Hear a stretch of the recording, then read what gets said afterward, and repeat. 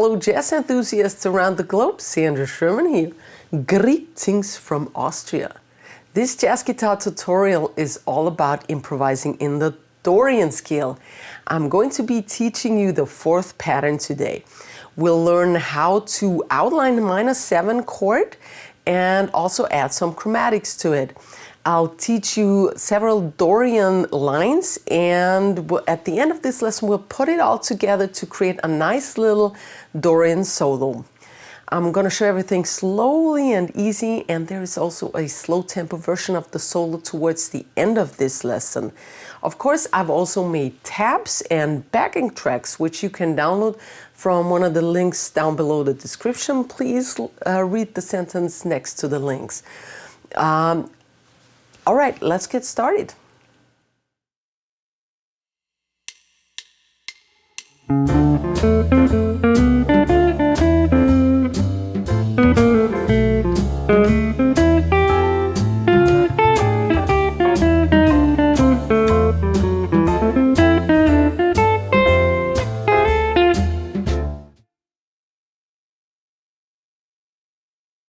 Okay, so let's check out the fourth pattern. We're in the key of D-Dorian, all right? And so we are here on the 3rd fret.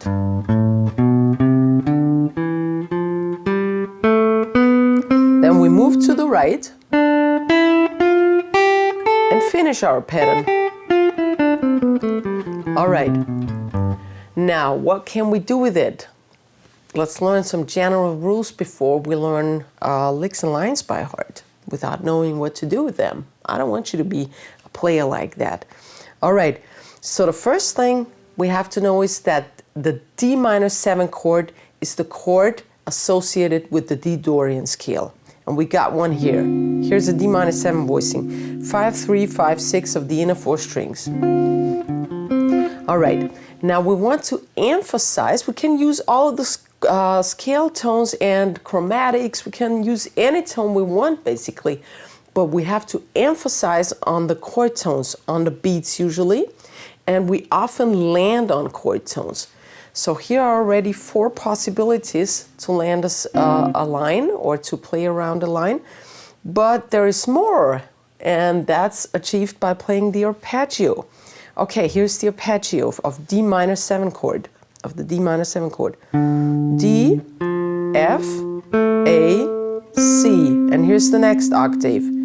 D, F, A, and if you want to add the C, the last tone, would have to jump out of this position. D, F, A, C, D, F, A, C. Also below the D there's also another 5th, so on the 5th fret. All right, so this is our arpeggio.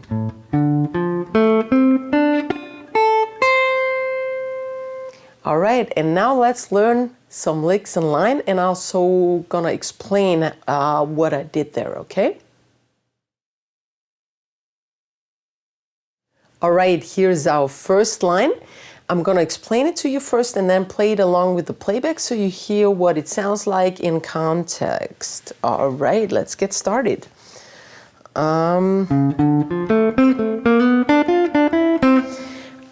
I start on an offbeat on the 4 and on the C sharp, and this doesn't belong to the scale. We call this a pickup bar because it's before beat 1 of our actual bar. And I play a chromatic targeting my chord tone on the 5th fret. That's the root tone, the root note. All right, so I have 3, 4, and that's the 4th fret of the A string, and the 5th is the root. And 1. Now I go up that arpeggio. 5, 3 of D, 2 of G, and 5 of G. Watch out for your right hand. On the 4 and on the offbeats we're always up, and on the downbeats we're down. 3, 4, and 1, and 2, and then I go back. 3. By now it was just arpeggio notes plus that 1 pickup. We want to start out easy, all right? We go back, and now I have a chromatic note and count number 3 and that's here on the 3rd of the G, and I slide to the scale tone. This is a scale tone. Not the best, but it is a scale tone. Then I'm on the third of the, go to the third of B string. And that's my root, and that was bar 1. See how I did a chromatic on a 3 and? The beat had a scale tone, and then I had the root. So you need to resolve your chromatic stuff.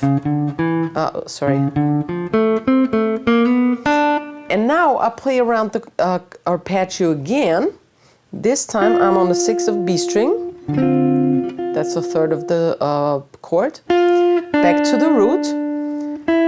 The 5th of the B string, and this is the 9th of the chord. Here is our D minor 9 chord.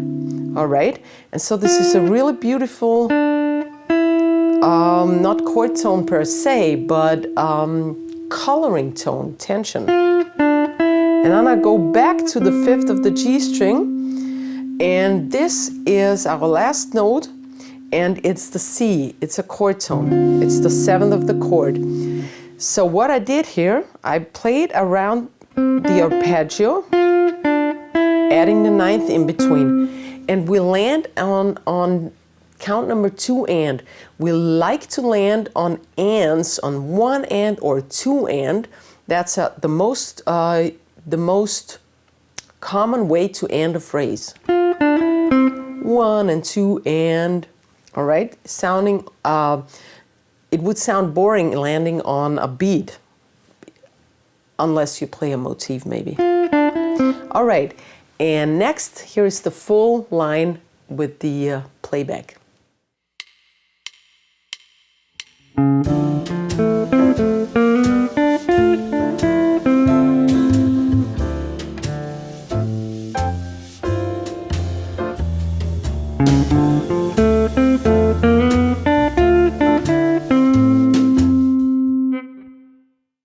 All right, let's listen to phrase number 2. Things are getting a little more exciting now. 3, 4, 1. All right, we start on count number 1 and on the B. That's a scale tone. And then I go and have a triplet. That's the 3rd to the 2nd of the G and the 5th of the D. Now what is this? 1 and is a scale tone, as I told you, and on count number 2, which obviously is a beat, I'm on the chromatics. Ooh, I told you not to do that before. But I'm Sandra, I'm allowed to do it. No, just kidding. We can add chromatics on beats if we resolve it on the next beat, all right? So, 2 and 2 E and, or whatever, however you say that in English with triplets. 1 and triplet. And now I have to resolve it. And I go back to that 2nd of the G string and the 3rd of the D string. These are chord tones. They are in our arpeggio, remember? So here is the resolution. And the next thing I do is I outline an A-7 arpeggio, and this is kind of superimposed over the D minor chord because it has plenty of the D minor chord tones in there, plus some nice coloring tones. I start with a chromatic on the A flat, that's the 1st of the G string. I slide it into the A, and that's the 5th of the D minor and the root of the A minor arpeggio. Now I continue my A minor arpeggio with the C, bridge over to the E, that's the 5th of the B string, and land on the 3rd of the E string. So this is an A-7 arpeggio. Related to the D minor, we have the 5th, the 7th, the 9th, here is our first coloring tone, superb tone, and the 11th.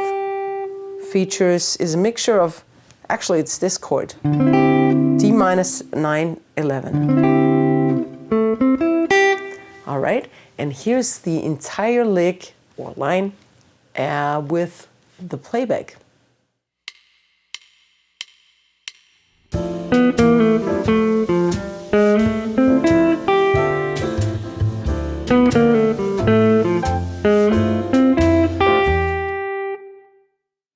And here's the third line.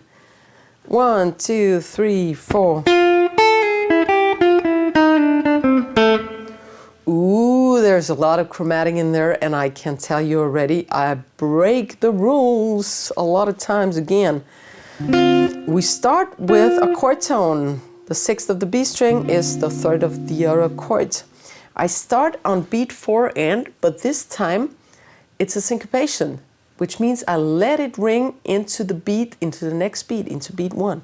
3, 4, and 1, and then on 1 and I continue. This is a chord tone, and now I pull it off to a chromatic on beat 2. Ooh, I told you not to do that, and if you do it, resolve it on the next beat. I'm not gonna resolve it on the next beat, I'm gonna resolve it in the next bar. So this line creates a lot of tension, but it's a great jazz line. This is a coloring tone, that's the 9th of the chord, 5th of the B string. Scale tone, and now I go down the chromatic from this chord tone, 6th of the B string, to the root, the 3rd of the B string. All right, so the first bar, 3, 4, and 1, and 2. So this is often done from the 3rd to the root via the coloring tone, chromatic, and here is the resolution. This is count 1 of the next bar. 3 and 4 and 1, and now I repeat that tone to kind of establish it, and then I go down the arpeggio, 5th of the G and 2 of the G, and yeah, these are all just arpeggio tones. So no more gimmicks in the resolution. Resolution needs to be really clear and precise. So you can do all that chromatic jazz stuff, but you have to resolve it really clearly.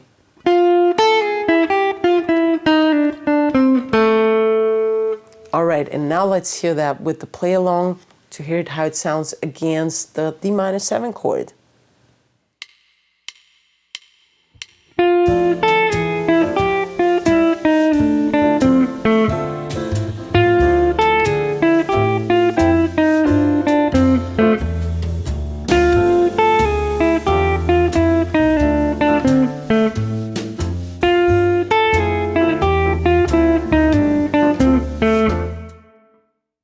And here's the last line that we learned before we put it all together and connect it to a little solo. All right, this is line 4. 1, 2, 3. What do we have here? I start with a pickup again, this time on count number 3 and of the previous bar. And no matter what key we were in, what chord we were in that previous bar, what we do is we target the 1 of the D minor chord, and we want to have the 3rd on beat number 1. That's the F. And what I do now is, I think what you call in English chromatic embellishment or something like that. I start on the 3 and scale note above. All right, that would be the G. Then excuse me. Then I go down to the chromatic. Then from the chromatic, or scale tone it is this time, below, and then here is our target tone. 1, 2, 3, and 4, and 1. So we kind of play around this target note on beat 1, and no matter what chord you were in before, you start. You calculate from the scale you are going to be using in the next chord. So D minor, so we play the scale tone of D minor, or D-Dorian in this case, chromatic, scale, target tone, okay? So it doesn't matter what scale was on before. All right. And now what I do is I add an F major 7 arpeggio. This gives me a nice color tone again. It adds the 9th to the chord. The F major arpeggio, I'm already on F, is F, A, C, and bridging over to the E, 5th of the B string. And I do that with a triplet. Triplet, triplet. Then I add a chromatic that leads me to the D. And this time the chromatic is on count 2 and, so it's on an offbeat as we learned at school. And now this connects me to the root arpeggio, to the D minor 7 arpeggio, D, F, A, and I also I go out of position now at the C to finish it off. So what I get is, I pull off here,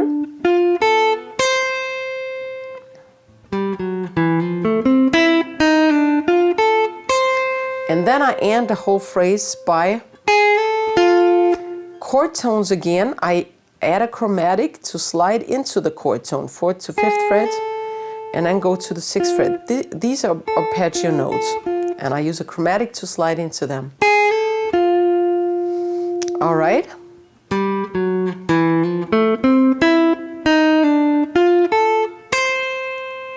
And now let's listen how all this stuff sounds against the D minor chord played along with the playback, okay?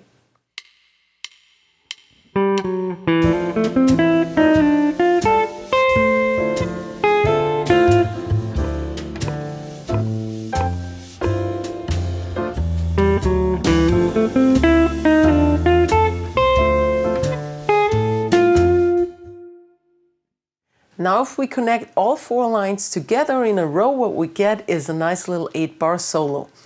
You can use the single lines that you've learned now in regular songs, which usually use 1 or 2 bars of a minor chord.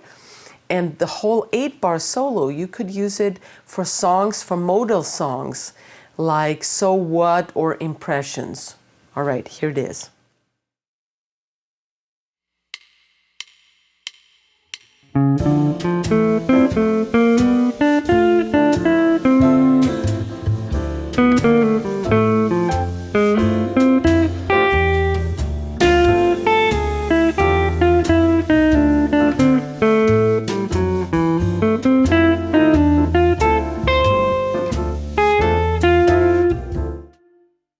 I hope you enjoyed my little tutorial on how to improvise over Dorian. If you did so, please give me a thumbs up. Don't forget to hit that subscribe button and that little bell notification if you never want to miss out on a new video. I see you next time. Servus from Vienna. Ciao, ciao. Bye-bye.